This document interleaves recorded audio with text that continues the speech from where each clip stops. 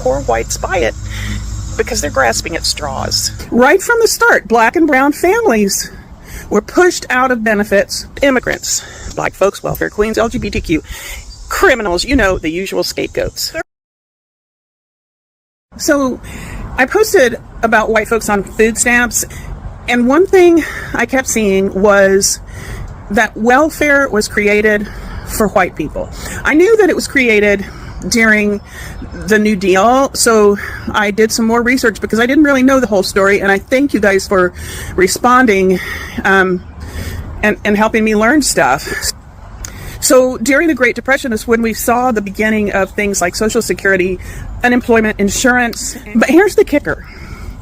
When Franklin Roosevelt built those programs, he had to make deals with Southern Democrats in Congress, the same folks who were big fans of Jim Crow, to get the support of these racist white Southern politicians. The programs were designed to exclude farm workers, domestic workers, jobs held overwhelmingly by black, Latino, and indigenous people. So right from the start, black and brown families were pushed out of benefits so that white people could get them. Then we move forward to the 1960s, and there's this war on poverty. It finally opened up welfare programs more broadly, and that's when food stamps became permanent. Well, permanent, we don't know what Trump's going to do to them, but they lasted a long time. And guess what? The minute more black and brown families started accessing this help, the politics shifted. Welfare got a new image and a new target. By the 1980s and 90s, with Ronald Reagan and his gang, they pushed the welfare queen myth. That's a racist dog whistle meant to turn public opinion against safety nets by blaming black women for poverty that white policies created. That's the truth, you guys. So yes, welfare was built for white people, and when others finally got in the door, they tried to burn the house down. If you want to blame the right people, you got to get curious. People frequently claim that immigrants and poor black families are living off the system. They're on welfare. They're mooching. But here is the truth. The majority of people on public assistance in the United States of America are white, and most of them have jobs.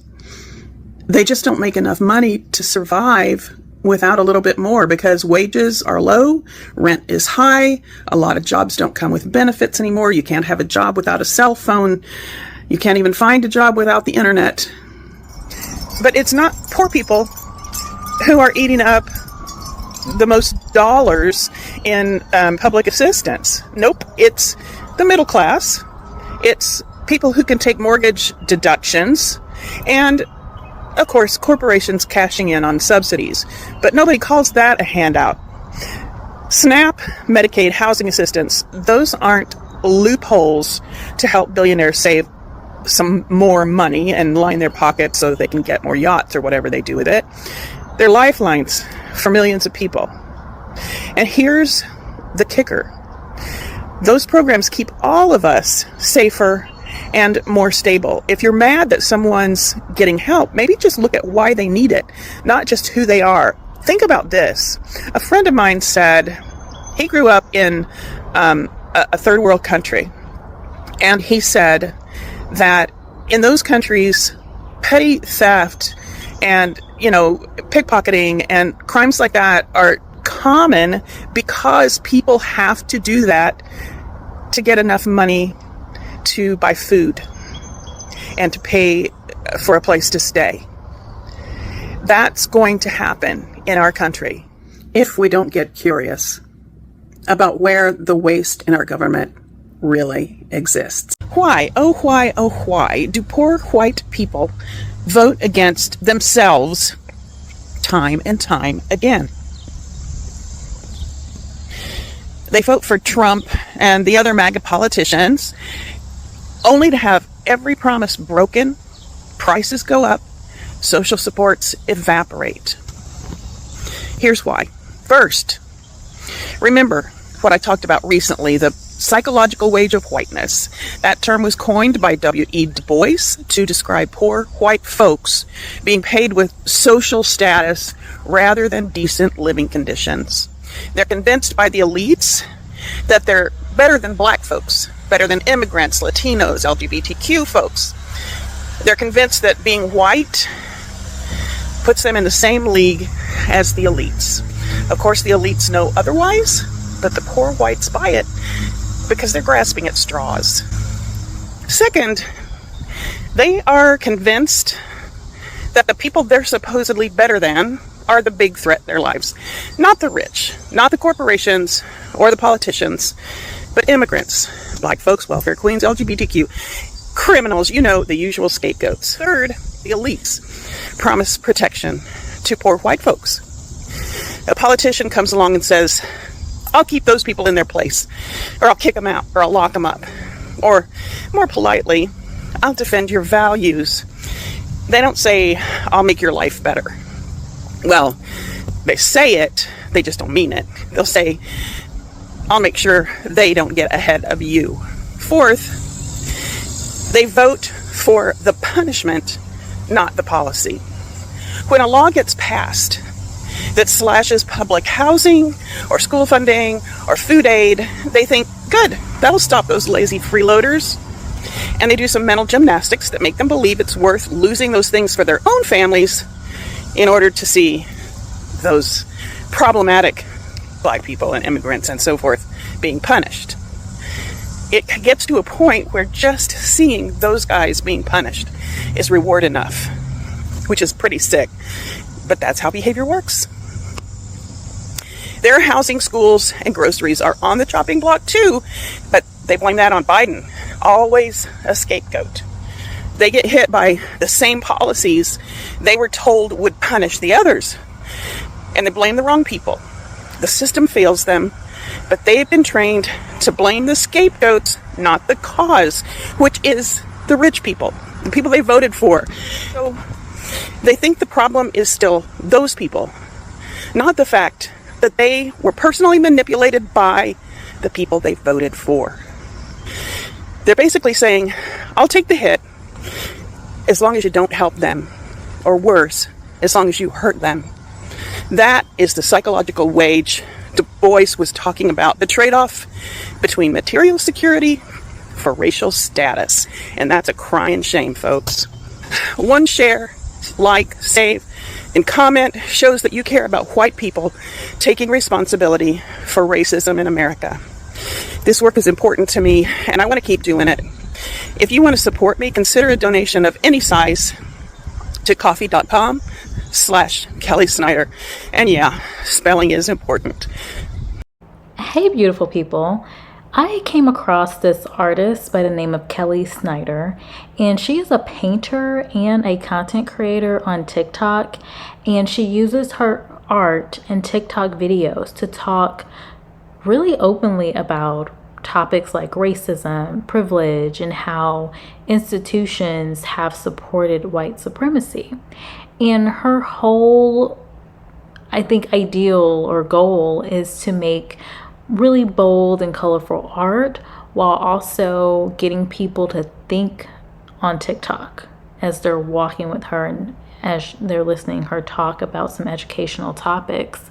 Now, she does these things called daily woke walks. I know some people are already clicking off the video, but she walks around and she breaks down these social issues in a super easy, understandable way. She's very direct, but it is very valid, it's educational, and it's true. So these videos are highlighting this whole back and forth about welfare in the United States. And I have read about, welfare, and I've also talked about the man pictured to the left who was actually accused of using welfare dollars in a welfare scam. You'll have to check out videos about that. I have multiple on my channel. But back to welfare. Like, when did these programs get started? I think most of us know that these programs were developed during the Great Depression. They were technically for everyone, right? But they were set up in a way that mainly helped white families. So, for example, the jobs that were mostly held by Black workers, like Kellie is saying, farm work, domestic work, the Black jobs. And I know people get hung up on Black jobs, but obviously when you look at a demographic, there are certain jobs that a larger percentage of the people will have. That's what we're talking about here. But they were excluded from Social Security at first. Think about that. And then for decades, most welfare recipients were in fact white. Then later on, once more Black families started to gain access, politicians then began to frame welfare as if it was just for Black people, which created that stigma and the term that we know now as welfare queen. So what's wild is that even today, even though most people should know that more white people than Black people get welfare, many do not know, or they choose to not believe it. But it is true. More white people actually get welfare than Black people. But the public story about it is just so racialized. Again, people don't really know about this. And then a lot of white voters end up opposing programs that actually benefit them. I know you told me you voted for President Trump. What were you hoping that he would do? I was hoping he would did something that made sense regarding the economy, made some kind of progress in bettering, the benefits of being a veteran. But I mean,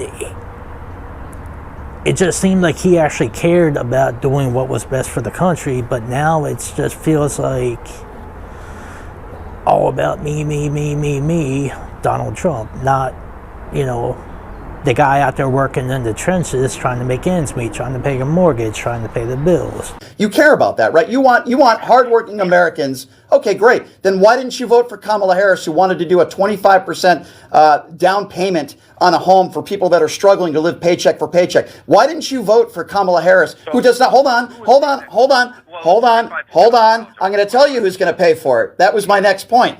Donald Trump gave the biggest tax breaks to the top 1% in this country and his billionaire friends. Kamala Harris wanted to lower the tax bracket to 27% for income families that are making under $400,000 total income. Donald Trump is going to do the opposite, just like he did in his first administration. And which plan do you support, Obamacare or the Affordable Care Act? The Affordable Care Act. And what is it about Obamacare that you do not like? I just think that there's a lot of holes in it, and it needs to be revamped. I think hasn't been thought out. You think the Affordable Care Act is a better plan than Obamacare? Better, but I'm not happy with that either. What do you agree with, Obamacare or the Affordable Care Act? I'm more sort of towards the Affordable Care Act. Okay, so getting back to Kellie Snider, what do you think about this content creator? Have you seen her before? Have you liked her content? Again, I stumbled across Kellie Snider on TikTok, and I thought it was very interesting what she was doing with these walking conversations that are very educational. I do doubt that the audience or the people that she's referring to in these videos, at least, would even get her message. I doubt they would even see her videos, and even if they did, would probably not be very open to considering it. Now, on the other end, maybe there is a small percentage that would find her and kind of wake up or realize that they're also being used. In the end, I do think when it comes to politics, there's not a lot of change that ends up happening for most people that really are in need of help. But let me know what y'all think. Leave me a comment, and I will talk to y'all later.